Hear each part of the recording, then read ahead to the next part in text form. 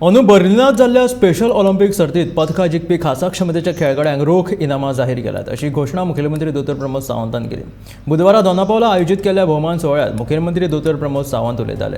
तशेंच भांगरा पदक जैतिवंतांक 5 लाख रुपया आनी सरकारी नोकरी जाल्यार रुप्या पदक जैतिवंतांक 3 लाख रुपया दितले. तशेंच कांस्य पदक जिखप्यांक 1 लाख रोख रक्कम दितले अशी माहिती मुखेलमंत्र्यान दिल्या.